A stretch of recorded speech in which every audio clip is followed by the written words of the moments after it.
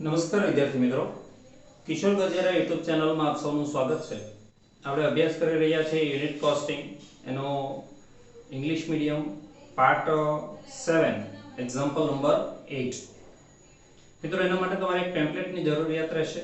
જે વિડીયોના ડિસ્ક્રિપ્શનમાં લિંક આપવામાં આવી છે એને ટચ કરવાથી એક તમને પીડીએફ મળશે. The following details were extracted from the cost records of Sri Bhatavia and Company for the year 2021 કરજો. અહીંયા 2020 છે જગ્યાએ 21. પ્રોડક્શન યુનિટ 1000 એટલે આ કોસ્ટ શીટ 2021 1000 યુનિટના આધારે બનશે. રો મટીરીયલ 20000, લેબર કોસ્ટ 12000 એટલે આનું ટોટલ કેવા છે prime cost, plus factory overhead 8000 એટલે factory cost, plus office overhead 4000 એટલે office cost, plus selling expenses 1000 એટલે selling cost, total cost. Rate of profit 25% of the selling price એટલે profit નો rate છે selling price ના 20%. અહીંયા underline કરજો 25% of selling price. જે selling price આપણી પાસે નહીં હોય એના 25%.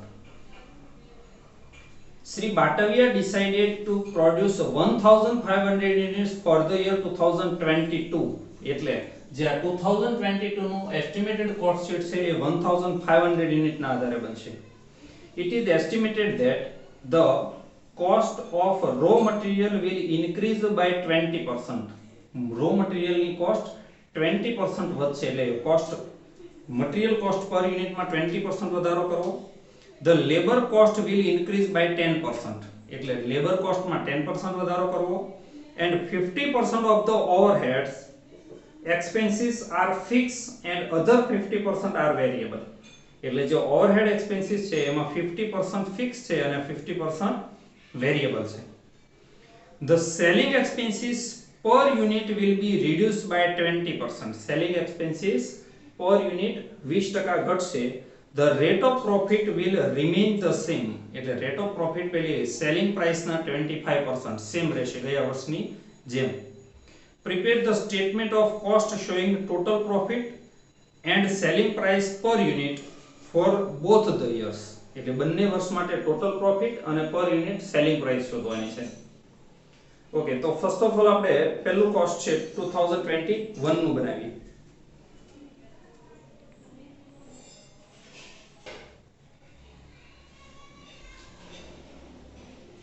Row material 20000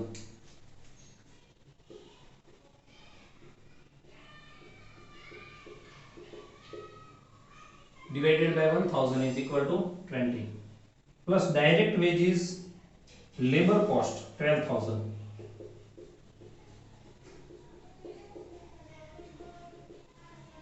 12 total 32000 and 32 it is called prime cost, plus factory overheads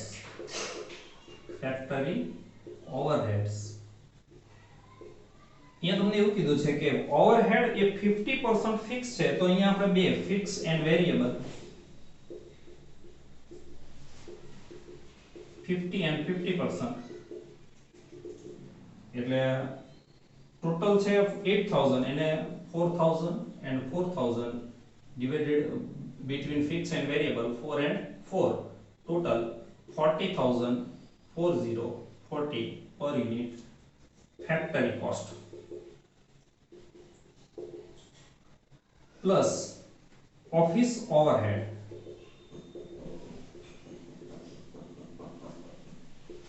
તમને એવું કીધું છે કે ઓવરહેડ 50% ફિક્સ વેરિયેબલ છે. કોઈ પણ જગ્યાએ ઓવરહેડ વસ્તુ આવે એટલે 50% એ ફાળવી દેવાના 50% and variable 50%. Total office overhead છે 4000 એટલે 2002 44000 and 44 આને કહેવાશે office cost, plus selling expenses જોજો અહીંયા ઓવરહેડ પાછું નથી આપ્યું એટલે ફિક્સ વેરિયેબલ માં ડિવાઇડેડ થશે નહીં. સેલિંગ એક્સપેન્સીસ એવું કહી દીધું છે 1001 45,000 45 ટોટલ કોસ્ટ પ્લસ પ્રોફિટ એટલે ફાઇનલી સેલ્સ મળે. તો હવે તમને એવું કીધું છે કે આ જે સેલિંગ પ્રાઇસ હોય અથવા આ સેલિંગ પ્રાઇસ બંને સરખું જ કહેવાશે, એના 25% એ આપણી પાસે નથી. તો નિયમ એટલો યાદ રાખજો કે જેના ઉપર પર્સન્ટેજ આપ્યા હોય એના બરાબર પહેલા 100 ધારી લેવાના. આ નથી આપ્યું એટલે ચલો અહીંયા આપણો સ્ટેટમેન્ટ પૂરું થાય છે. ફર્સ્ટ ઓફ ઓલ સપોઝ આ સેલિંગ પ્રાઇસ નથી આપી એટલે ધારી લઈએ સેલિંગ પ્રાઇસ ઇઝ 100. તો આ પ્રોફિટ ટોટલ કોસ્ટ માં પ્લસ થાય એટલે સેલ્સ મળે, તો સેલ્સ માંથી પ્રોફિટ માઈનસ થાય એટલે કોસ્ટ મળે. તો માઈનસ પ્રોફિટ 25 એટલે 75 ને કહેવાય ટોટલ કોસ્ટ. તો તમારી પાસે ટોટલ કોસ્ટ છે 45 અથવા 45,000. બીજો નિયમ જેની અમાઉન્ટ હોય એનાથી સ્ટેપ શરૂ કરો એટલે cost for 75 when profit 25. If cost 45, what is the profit is equal to 15. જો અહીંયા તમે 15 લખો તો into 1000 કરો એટલે 15,000 total 60,060,060. તમને આ સેલ્સ ના 25% કીધા હતા કરો 60,000 ના 25% પણ 15,000 મળે પણ આપણને સેલ્સ આપ્યું નહોતું. ઓકે, આવી જ રીતે બીજું statement estimated cost sheet for the year 2022 1500 units. First of all raw material increase by 20%.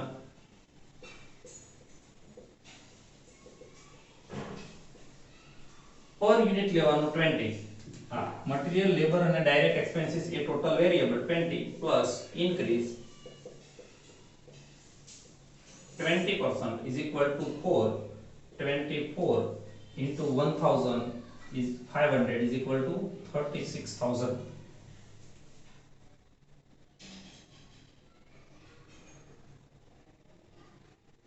Next, labor cost. Labor cost છે 12. આની અંદર તમને એવું કીધું છે કે the labor cost will increase by 10% plus increase 10% એટલે 1.2 13.2 into 1500 is equal to 19,800.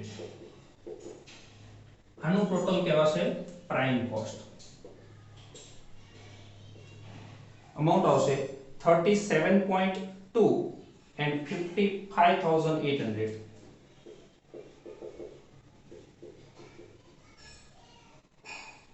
Plus factory overhead. First of all, fix factory overhead ની અંદર